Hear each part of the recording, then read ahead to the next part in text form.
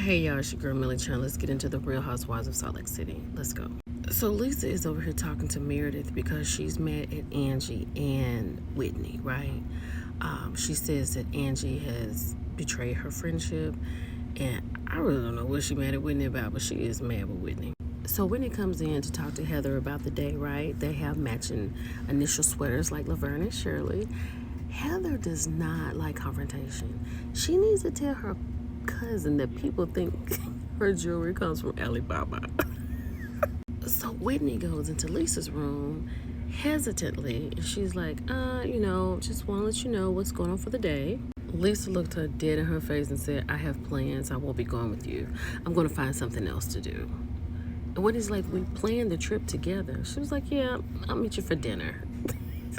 So Whitney gets on the bus and she tells girls that Lisa, her friend and Brittany is not coming. And Browen is outdone because she was like, you planned this trip. They don't want to be with us? I love Browen. I love her. Now they are in the car together and Lisa's like, they're going curling, right?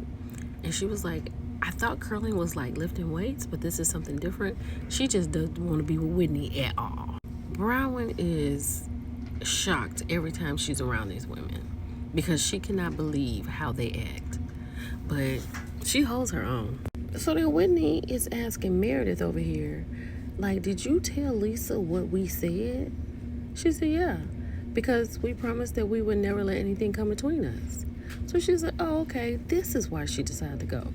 Meredith stood 10 toes on it, right? Heather wants to say something, but she can't. Y'all, I thought this was so dope. They're going to the Miller High Life building, right? Hold on. This is what the caves look like, and it's cold in there because back in the day, this is a real cave, and that's how they preserved the beer and kept it cold. So the ladies have arrived. They're getting ready to be seated. They have like a little snack, and they're going to have a beer tasting. The girls, Lisa and her other two friends, they went actually curling. And she said this is the first time she swept in like 17 years, but told her husband, don't get any ideas. So the guy is explaining to the ladies about the beer, and he says, I hear one of you don't drink beer. Guess who that is? Child Mary said no, because she drinks champagne, and he told her that Miller is the champagne of beers. Baby, she was drinking it, liked it, and loved it. I like this Mary this season. Mary drank all 3 different type of beers. So Brittany has got a text from Jared Osmond. He's the one that said they were in a friendship and he's trying to go with Angie's friend, her brow girl. Lisa sent him a text from Brittany's phone, which is very Lisa Barlow-esque, right? Nothing like Brittany was saying. She is devastated. Go, baby, he texts back. Now, he has said all this, wow, just got my head bit off. This is really fun, Britt. Call me when you can. But this is what's crazy. You have terminated the friendship. Now, Brittany walking around here thinking they're in a relationship. They're doing bang bang, bounce house, and everything. And he is trying to holler at Andrew's brow girl. He said friendship. She still doesn't get it. Child, she going up and down these texts. This man does not want you, Brittany, but he's going to keep you because you're always going to be the rebound girl. So the girls leave to go listen to like ghost stories and drink some more beer or whatever. So then Heather was like, I want to stand back and just sit down. I don't believe in ghosts. So they're talking, and she finally tells Whitney that people are talking about her jewelry, saying it comes from Alibaba. Child, this is the jewelry. So the Alibaba jewelry is $3.96. The Prism jewelry, the same thing, is $49. Whitney says she knew about it because somebody put it in a group or something, and people need to stop doing that. And then Heather let her know that Meredith was the one that told her about it. And then she told her, don't say anything on the Sprinter. This is a great trip. Let's just wait. Because you know she doesn't like confrontation. Oh, but Whitney does. They get on the bus to get ready to go to dinner. And somebody said, "Oh, Whitney, this is a great trip you planned, right?" Whitney said, "Yeah, it was great that people started talking about my business." Uh-oh. So Meredith's really big problem with Whitney and her business is that Whitney did not come to her. Because she was like, "This is what I do, and you didn't come to me to ask me anything." She doesn't have to come to you, Meredith, right? You're not the only person that sells jewelry. But Meredith felt a certain kind of way.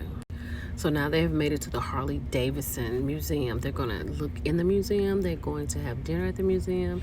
And Whitney said, "Can we put a pin in this until we get back?" First of all, this is really nice. I wouldn't have a problem doing this either. But Brown is really shocked because she said they were just full on, just about to jump on top of each other. Now we get to the Harley Davidson Museum and they're acting like ladies.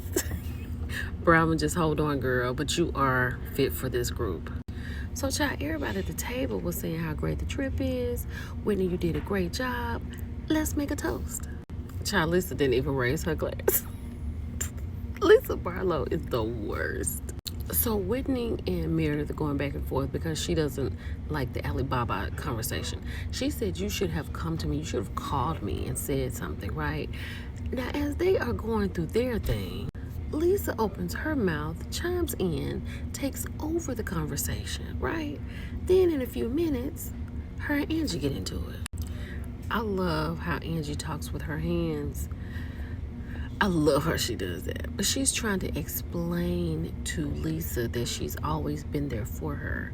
But Lisa is pissed because Angie said something behind her back. Like she told something. They always tell something. But Lisa took it to heart. So as Lisa and Angie are going back and forth, Lisa yells out, "I don't give a you know what," right? Then that really set Angie off. Angie got so mad she got up out of her seat. Child, hold on, let me show you what she did. Angie kicked her chair on the floor, honey. Meredith got up, fixed the chair, fixed the jacket. She wasn't about to do anything, but she was pissed. Lisa was sitting there like, "Okay, come over here if you want to." But Lisa started so much. But then Lisa said something real crazy. She was like, "You always have excuses for what you're doing. Call Electra. Wait, isn't that what you do?" Meaning that's what she does to get off the phone with Lisa. She uses an excuse to call her daughter. Honey, the faces, Angie could not with her mentioning her daughter's name, nor could anybody else. And Lisa is rude like that. And then Angie told her, she was like, "I am with my daughter all the time." She said, "I am on the phone with Lisa morning, noon, and night, just listening to Lisa." And she was like, "If you don't agree with her, then she has a problem with everything." And I believe that because she wants to be right. And if you go against her, then she's done. Now, Brittany wants to make an announcement that she has broke up with Jared. Child. Then when they ask her in confessionals, "Have you actually told Jerry you're officially broken up?" her answer was no. So she's not broken up with Jared. Then Brown gets in on the conversation. She's like, "So are you with him just because he's in Osmond? Do you want to live on Osmond Lane? Like, what are you here for? You know, is that what you're here for?" Because she's really trying to figure out.